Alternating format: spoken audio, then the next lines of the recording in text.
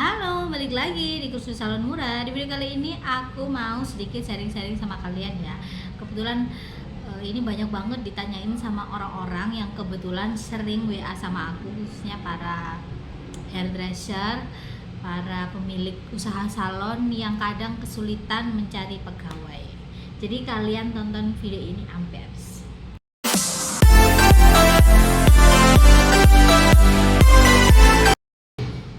Nah guys, jadi aku mau sedikit sharing sama kalian ya. Jadi ada yang tanya sama aku begini, kenapa ya kok sekarang itu cari pegawai salon itu susah banget ya kak ya? Kamu juga ngalamin kayak gitu nggak? Kok aku sudah memberikan fasilitas ya, paling tidak gaji yang memadai, terus lagi insentif, terus ada fasilitas yang lain, tapi kenapa kok masih aja susah dalam mencari pegawai salon? Sedangkan kalau misalkan mencari pegawai-pegawai toko biasa itu jauh relatif lebih cepat dan lebih mudah. Jadi pertanyaan ini atau sharing-sharing ini menurutku sangat berbobot, jadi kamu dengerin sampai habis ya. Menurut saya sebagai pelaku usaha salon nih yang sudah lebih daripada 10 tahun, memang aku bilang hal-hal seperti itu benar. Karena apa? Pada dasarnya orang ini cenderung menganggap remeh sebuah profesi hairdresser. Padahal sebenarnya profesi itu adalah profesi yang sangat-sangat kreatif, profesi yang jarang banget dijamah orang, dan profesi yang menjanjikan menurut saya. Bahkan mungkin hairdresser yang lain itu pun menganggap profesi seorang hairdresser itu susah banget untuk ditiru loh. Karena ini bermain dengan skill, sama seperti halnya koki. Hampir sama seperti itu. Bahannya sama, makanannya sama, jenis makanannya sama, bahan-bahannya sama, pakai merek yang sama. Tapi kadang hasilnya berbeda ya. Itu kan butuh skill dari setiap orang ini masing-masing ya. Nah, sedangkan profesi hairdresser itu kenapa jarang diminati sama orang? Karena itu tadi, orang gampang menganggap sebuah profesi hairdresser itu adalah biasa aja. Terkadang mungkin tidak ada nilainya karena satu harian di salon aja segala macemnya, orang mungkin beranggapan halah kayak gitu aja, halah tukang potong aja. Karena definisi hairdresser menurut orang-orang ya kan, itu adalah tukang potong. Padahal sebenarnya profesi hairdresser itu bukan yang seperti itu. Ya memang seperti itu, tapi job description-nya itu bukan melulu sebagai tukang potong. Sebagai tukang potong pun, kalau kita tidak memiliki skill yang baik, kita tidak memiliki yang namanya pengalaman yang oke, mungkin hasilnya tidak sesuai dengan yang diinginkan oleh customer. Makanya profesi hairdresser itu menurut saya pribadi itu profesi yang mahal. Sekolahnya aja mahal loh kalau kita benar-benar menekuni ya. Kalau kita ngomong memang di sekolah-sekolah yang istilah kasarnya ini ngajarinnya nggak setengah-setengah, itu apa aja berkata peralatan yang dibeli itu bukan ecek-ecek, harganya jutaan gitu loh. Aku ngomong kayak begini berdasarkan pengalaman saya, karena dulu sewaktu saya belajar aku ada belajar di beberapa tempat ya. Aku ada belajar di mana, Pak Rudi Hadiswarno School, ada di Venus Education, terus aku juga ada belajar di, aku lupa namanya tempatnya itu apa itu, tapi itu udah lama banget, dan itu membutuhkan harga yang mahal. Bahkan sekarang kayak aku ngajarin kursus-kursus gitu, aku bikin dengan harga yang sangat murah aja, orang masih bilang itu kemahalan. Karena orang kalau nggak terjun langsung, orang nggak akan ngerti bahwa profesi seorang hairdresser itu adalah profesi yang mahal. Kenapa tidak diminati sama orang? Karena di pikirannya itu kita cuma sebagai tukang potong sama tukang cuci rambut. Padahal sebenarnya nggak seperti itu job description-nya. Kita membuat warna rambut ya, kalau nggak sesuai target itu juga nggak akan jadi nilai seni yang mahal gitu loh. Tapi kalau sudah jadi warna yang sesuai diinginkan, sesuai target, itu harganya mahal. Mungkin bisa jadi sekali bayar itu gaji ini UMR-nya satu daerah tertentu itu memang benar gitu loh. Tapi kenapa kok sulit sekali mendapatkan sebuah pegawai ya? Karena tadi menganggapnya sepele, karena kan sehari-harinya itu kita memang diem aja di salon, nunggu aja di salon gitu loh. Sedangkan mungkin profesi lain, contohnya seperti polisi ataupun yang lainnya, itu mungkin dia terlihat ini ya keren sekali, terus habis itu ada jabatan, terus lagi bisa kemana-mana. Sedangkan kalau kita hairdresser itu kita udah diem aja, mager di salon aja, kerjaan kita cuman nyemek-nyemek rambut, ngeramasin, ngewarna gitu-gitu. Itu dipandang sebelah mata, padahal itu nilai nominalnya besar. Ini salon temenku aja ya, aku nggak ngomong aku, karena salonku ini salon-salon menengah ke menengah lah, dibilang menengah ke bawah sekali tidak, menengah ke atas sekali juga tidak, jadi standarnya di tengah-tengah. Temenku aja sekali potong rambut 1 juta dia tarifnya, bayangin 1 juta, belum lagi ditambah yang lain-lain bisa lebih daripada itu. Aku yang potong rambut 25.000 sampai 50.000 aja terkadang ya itu masih dianggap orang mahal, ataupun bagi hairdresser yang kelasnya sudah di atas saya, tarif saya itu sangat murah gitu loh. Dan dari sini tuh bisa kita lihat bahwa profesi seorang hairdresser itu menjanjikan. Ini aku spill yang bukan aku ya, ini aku lihat sendiri teman-teman aku tuh, yang teman-teman sejawat yang memang dia bermainnya di kelas-kelas atas itu sekali ngewarna itu 2 juta, 3 juta, bahkan lebih daripada itu, mengalahkan UMR, ada kayak begitu. Tapi kok susah banget cari pegawai ya, karena itu tadi, profesi seorang hairdresser itu dikiranya tukang potong, tukang cuci rambut. Padahal kalau kita kerja di salon, banyak banget benefit-benefit yang kita dapetin, khususnya di pengalaman yang tidak akan pernah kamu temui ketika kamu ini bekerja dengan orang-orang tertentu. Karena apa? Pengalaman yang kita dapat itu nanti bisa jadi ladang sumber penghasilan kita, itu yang harus kita tahu. Tapi kenapa ya kak kok masih susah gitu loh? Ya itu kembali lagi gitu loh, kembali lagi di mana orang sudah tidak ada ketertarikan di situ. Beda lagi dengan bekerja di sebuah toko yang kerjaannya ya cuman ada orang beli, mau beli apa udah kasih kembalian, hampir tidak ada resiko. Paling resikonya kalau kehilangan suatu barang segala macamnya. Tapi kalau rambut itu beda.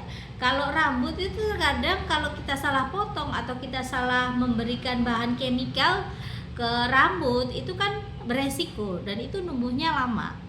Itu juga bisa jadi salah satu alasan di mana orang ogah kerja di salon gitu loh. Tapi secara pengalaman, secara uang itu sebenarnya enak gitu loh. Makanya kalau kalian nih ya, kalau kalian ada pemikiran untuk membuat salon, silahkan membuat salon. Karena apa? Salon itu memang kalau kita ngomong untung 100%, 1000%, jawabannya iya betul. Uangnya enak bagi yang bisa mengendalikan dan memanage uangnya. Karena apa? Terkadang banyak salon besar-besar tapi tidak ada nilai sebuah investasinya, nggak ada. Kenapa gak bisa terjadi seperti itu? Ya kalau kita ngomongin terlalu dalam nanti takutnya salah ya. Tapi ini aku ngomong globalnya aja ya. Terkadang kita tidak bisa melihat, oh salon ini maju pesat berkembang, punya ini punya itu, oh salon ini juga besar maju pesat berkembang, tapi kok orang ini gitu-gitu aja ya, kayaknya nggak punya sebuah nilai investasi apa gitu ya. Kadang orangnya kan suka ngelihat itu dari depannya aja. Kadang yang harus kita tahu dan harus kita pikirkan adalah kita nggak boleh ngomong kayak begitu sama orang. Oke, orang A ini salonnya sama-sama rame, tapi dia bisa punya ini, bisa punya itu, bisa punya ini, bisa beli ini, bisa beli itu. Karena mungkin secara finansial dia teratur dan dia tidak diganggu, dalam arti ya misalkan ya disambatin, tahu disambatin nggak?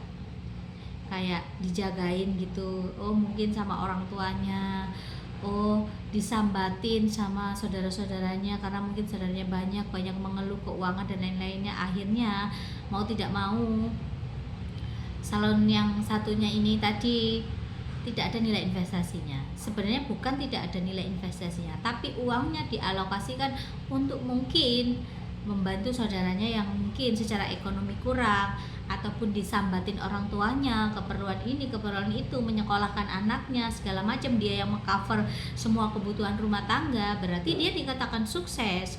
Cuman bentuknya berbeda, sedangkan si salon satunya ini sukses karena tercover dari misalkan dari suaminya yang mungkin tanggung jawab sama dia, yang akhirnya dia bisa membeli suatu nilai investasi yang bisa dilihat sama orang. Sedangkan yang salon satunya tidak bisa dilihat sama orang nilai investasinya, karena nilai investasinya itu berupa membantu perekonomian keluarga, itu juga bisa jadi seperti itu.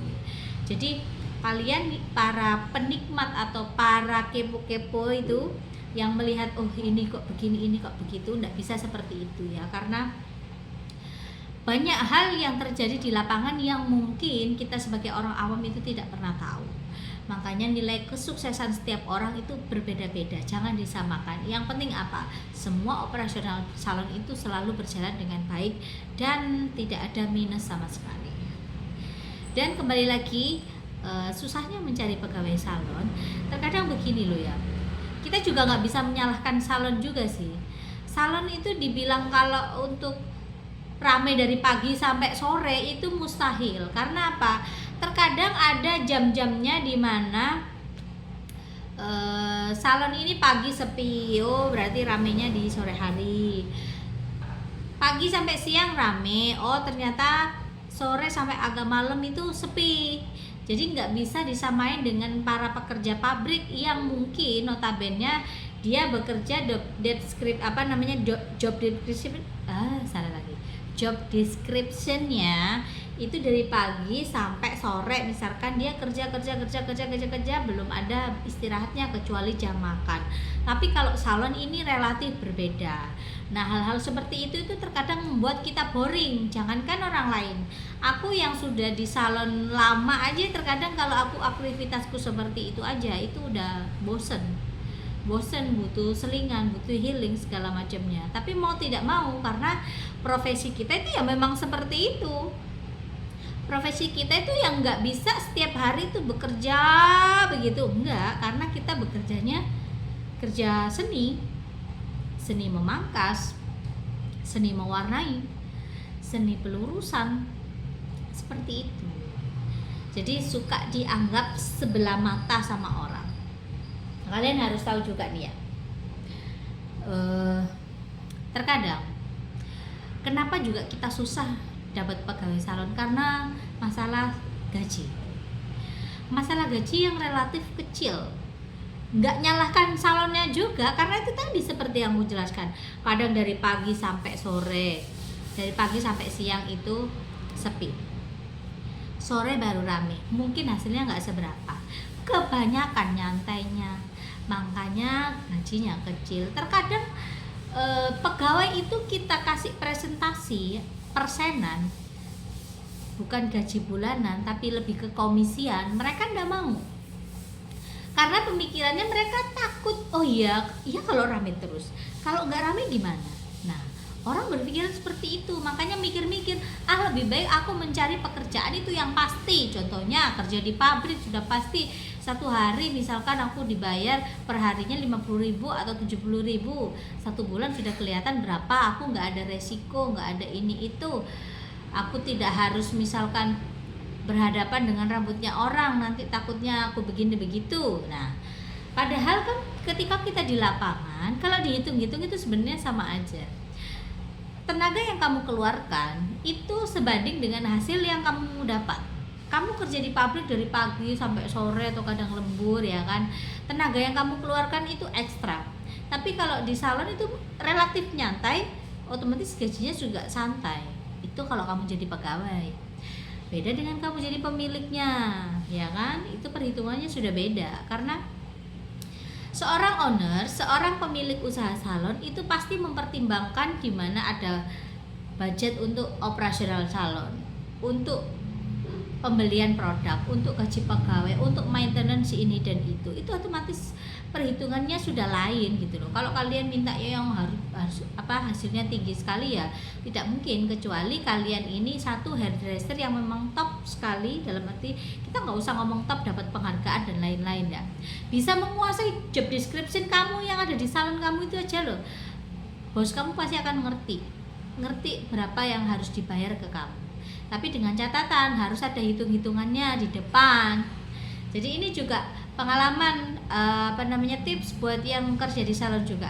Ketika kalian menguasai sebuah skill tertentu yang berbeda dengan pegawai yang lainnya, ketika kalian bekerja di salon tersebut, kalian harus jelas job description-nya dulu. Yang kedua, kamu nih dapat apa aja nih fasilitas dari perusahaan atau dari salon itu tadi. Dan yang ketiganya, gaji kamu jelas.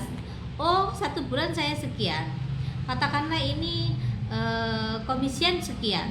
Itu kalau memang jam terbangnya sudah tinggi dan dia pinter, memang bukan sekedar pinter-pinteran.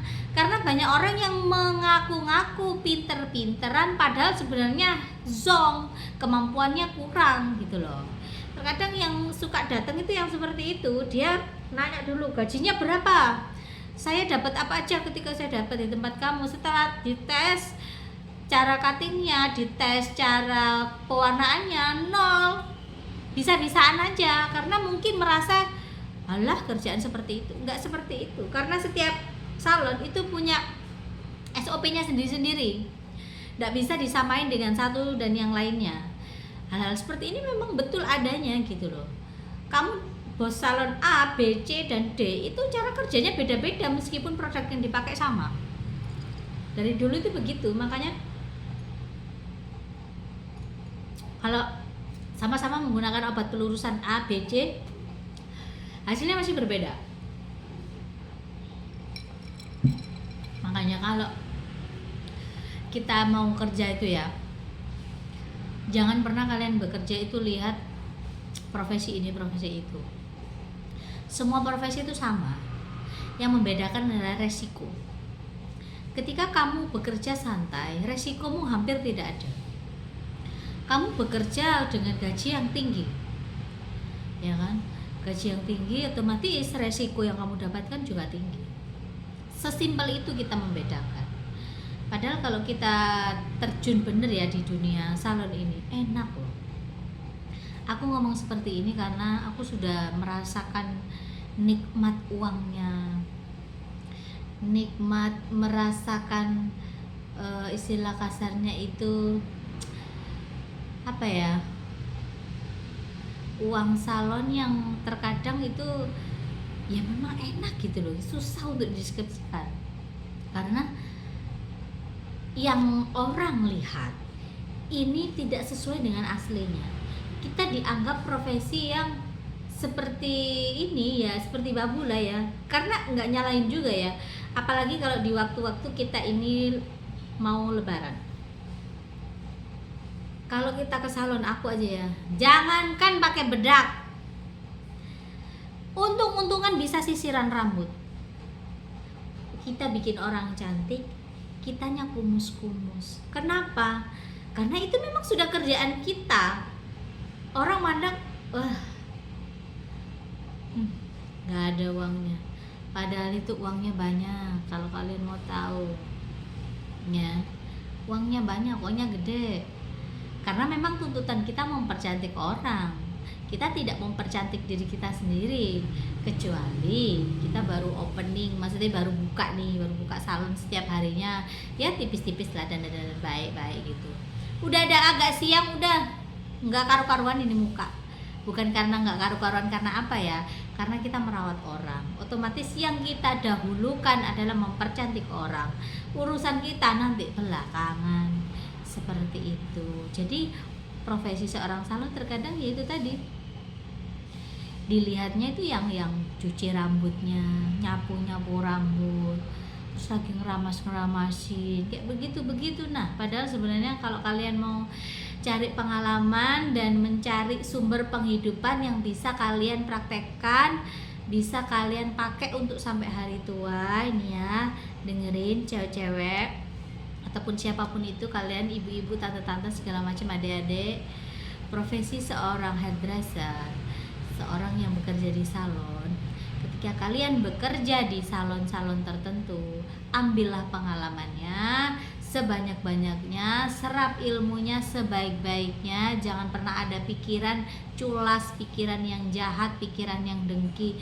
Supaya apa? Ilmunya bermanfaat buat kamu, supaya ketika Tuhan memberikan kamu titipan rezeki yang cukup, kamu bisa membukanya sendiri dan bisa menjadi ladang rezeki buat kamu seumur hidup kamu, sampai memang kamu ini benar-benar memang ingin membuka sampai umur-umur tertentu, terserah kamu yang setting sendiri ya. Jadi jangan pernah salah arti ketika kalian ini ingin bekerja tapi ada yang nawarin, kok kerja di salon sih, pandangannya sudah lain. Jangan ya, itu mungkin hanya orang-orang tertentu aja, yang mungkin tidak semua orang itu seperti itu. Kalaupun seperti itu, tergantung dirimu, nggak perlu diikuti. Karena apa? Sejatinya yang bisa menuntun dirimu adalah dirimu sendiri, bukan orang lain. Tapi kalau kamu masih ikut-ikutan, itu berarti dirimu sendiri ini masih goyang. Kamu belum bisa menentukan arah hidupmu sendiri ya. Mau bekerja dimanapun itu semuanya sama, resikonya sama, cuman kadarnya aja yang berbeda. Oke, jadi buat kalian semua yang nonton video ini, ketika kalian ada pandangan ingin bekerja di salon, bekerjalah. Itu profesi yang mulia kok, profesi yang menjanjikan apabila kalian memang benar-benar menekuni. Berbeda dengan orang yang tidak semestinya, dalam arti dia kalau menekuni itu setengah-setengah, ya otomatis hasil yang kalian dapat itu pun juga setengah-setengah. Oke, terima kasih buat kalian yang udah nonton video ini. Kita hanya sekedar sharing ya, kita tidak membahas yang terlalu mendetil sekali, karena terkadang ada salah ucap ataupun salah apapun sudah bisa jadi kontroversi. Tapi kalau kalian mau sharing-sharing ilmu apapun tentang dunia salon, tentang manajemen salon, kalian bisa WA aku di 0822 3366 8636, 0822 3366 8636. Seputar info salon, seputar kursus salon, kalian bisa WA aku di situ. Tapi kalau kalian mau belajar tentang bagaimana sih Kak membuka rumah cantik, bagaimana sih Kak bisa punya home beauty atau klinik kecantikan sendiri, kalian juga bisa WA aku di nomor yang satunya, karena manajemennya sudah berbeda, di 0878 12 11 1989. Nanti aku ajarkan gimana caranya membuka usaha yang baik, bagaimana cara kerjanya, tekniknya, semuanya kalian aku ajari. Seperti yang kalian lihat sekarang ini, aku nge-record video ini, aku lagi tidak ada di salon. Kebetulan aku lagi di klinik aku. Nih, ya kelihatannya backgroundnya ya. Dan di sini. Nah, jadi terima kasih buat kalian yang udah nonton video ini. Terima kasih juga buat kalian yang sering komentar di video-video aku. Kalau aku lama balesnya bukan karena apa-apa. Aku nih ngerjain banyak hal, ngurus anak, ngurus rumah, ngurus kerjaan, ngurus yang lain-lainnya. Jadi tidak selalu aku mantengin HP terus baca komentar satu persatu. Tapi kalau aku lagi senggang, baru aku akan bales. Tapi aku respon cepat di WhatsApp. Ya, WhatsAppnya sama seperti yang aku sebutin tadi. Terima kasih buat kalian yang udah nonton video ini. Bye-bye.